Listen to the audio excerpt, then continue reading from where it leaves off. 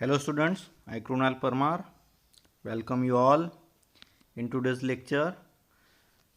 Today's lecture is about class 11 science stream physics subject chapter number 6 work, energy and power, lecture number 4. In lecture number 3 we discuss about energy and the form of energy in which we discuss a kinetic energy. In today's lecture, we discuss about a second form of energy. It is potential energy. Now, in mechanics, there is another important form of energy other than the kinetic energy is potential energy. How can we define this potential energy? The capacity to do a work or energy possessed by a body due to its position in a force field or due to its configuration is called potential energy of the body or a system. Kinetic energy motion में जो change होगी उसके कारण kinetic energy हमको मिलेगी, और जब कोई पोजीशन और जो बॉडी के जो कॉन्फ़िगरेशन है उसमें जब भी चेंज होगा तो हमको पोटेंशियल एनर्जी मिलेगी. तो पोटेंशियल एनर्जी किसको कहेंगे हम कि due to the change in configuration और the position of object then the energy is generated is called as a potential energy of a body. When a force acts on a body, there is a change in its position or a configuration or the both. जब भी कोई body पे force लगेगा और जो body की जो position है और कॉन्फ़िगरेशन है और बोथ में अगर जो चेंज होगा तो हमको पोटेंशियल एनर्जी मिलेगी.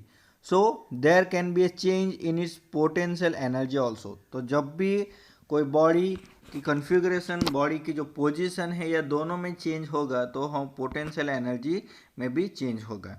For clear understanding I take one figure.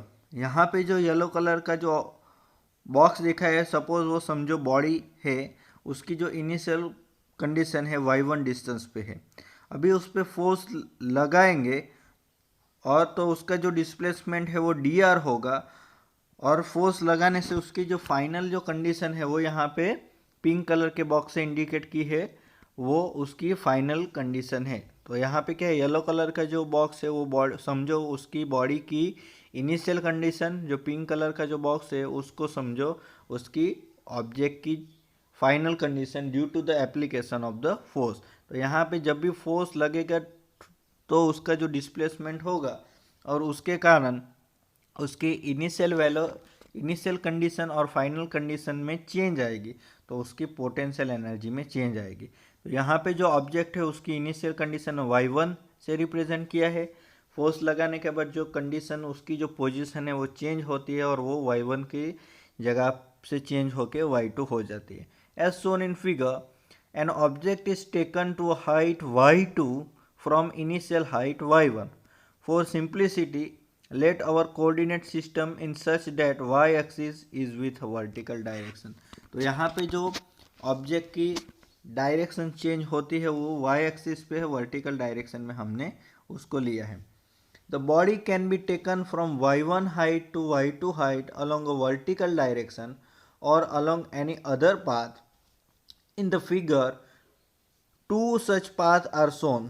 As a general case, we will consider a motion of a body along the curve path from its initial position to final position.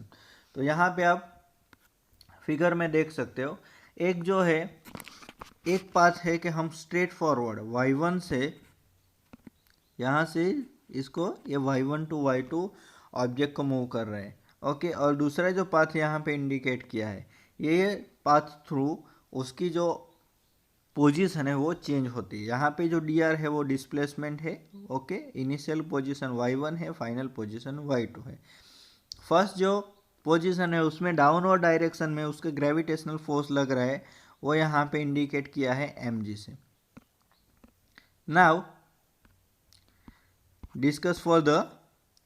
Here as general case we will consider a motion of the body along a curve path from initial position to final position. तो यहाँ पे हम जो curve path पे जो उसकी motion हो रही है उसके रिगार्डिंग डिस्कशन करेंगे. For this a very small displacement vector dr on a path as shown in figure, it can be thought of here work done for this displacement. तो यहाँ पे जो फोर्स लग रहा है उसके कारण उसका जो डिस्प्लेसमेंट हमको यहाँ पे dr जितना मिल रहा है, वेक्टर dr उसका डिस्प्लेसमेंट मिल रहा है. तो in this case work done for this displacement dw, small displacement है तो उसको dw से हमने रिप्रेजेंट किया, is equal to vector f जो फोर्स लगा है इनटू जो डिस्प्लेसमेंट मिला vector dr. Since the gravitational force is in the downward direction, तो यहाँ पे ग्रेविटेशनल फोर्स डाउनवर्ड डायरेक्शन में है, that's why the direction vector f is equal to, downward direction में है तो इसके लिए हमने माइनस mg लिखा, y डायरेक्शन में उसके मोमेंट हो रही है तो उसके लिए जे कैप वैक्टर हमने रखा. तो force vector F is equal to minus M G vector J cap, that's why D W जो स्मॉल वर्क डन है वो कितना मिलेगा, vector F into D R. तो यहाँ पे कितना है, एफ की जो वैल्यू है minus M G vector J cap, और जो डी आर है वो कितना D X I cap plus D Y J cap plus D Z K cap. We know that vector j into vector j is equal to 1, other one is 0, that's why we get the value minus mg dy. यहाँ पे j into j का answer है वो 1 मिलेगा, j into I 0, j into k is also 0, तो minus mg dy. तो हमको small work done dw कितना मिला, माइनस mg dy. अगर हमको पूरा वर्क डन निकालना है कैपिटल W, तो we can integrate this small work done. तो हमने क्या किया, हमने पहले एक स्मॉल वर्क डन dw की वैल्यू निकाली, वो कितनी मिली हमको, minus M G D Y. अभी हमको पूरा जो वर्क डन निकालना है तो हम क्या करेंगे, उसको स्मॉल वर्क डन को इंटीग्रेट कर देंगे. तो W is equal to integration of dw, यहाँ पे जो माइनस एम जी है उसको कांस्टेंट है उसको कॉमन बाहर निकाला, minus M G integration of, यहाँ पे पोजीशन कहाँ से कहाँ जा रही है, y1 से लेके y2 तक, तो minus M G integration of y1 to y2 dy. Minus M G Y का इंटीग्रेशन डी वाई का इंटीग्रेशन होता है y, उसकी जो रेंज है y1 से लेके y2 तक, तो y की जगह पे पहले y2 रखेंगे अपर लिमिट, उसके बाद माइनस लोअर लिमिट, तो minus M g y2 minus y1, that's y minus common निकला, m ji y two minus M G y one. So continue. Thus the gravitational potential energy of the body of mass m and height h from the surface of the earth is U is equal to mgh. In practice, the potential energy at the reference level is taken as a zero because it is change in potential energy which is important, not its absolute value. तो जब भी हम potential energy की बात करेंगे तो जो answer मिलता है वो क्या होता है, change in its potential energy. Okay. So from equation 6.5.4 we get 1 half mv1 square plus mgy1 is equal to 1 half mv2 square plus mgy2. तो यहाँ पे जो कंजर्वेटिव फील्ड है, the sum of this kinetic energy 1 half mv square, and जो potential energy का जो answer मिला है वो u is equal to mg है, mgh है, वो कांस्टेंट रहता है.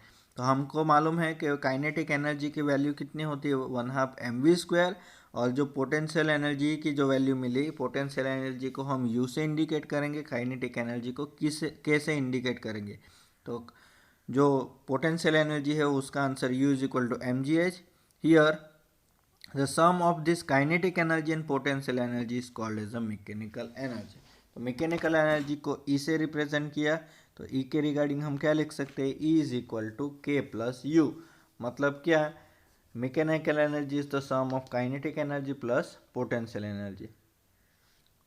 Okay, So in other word, we can say that the mechanical energy of an isolated body is conserved in the conservative field.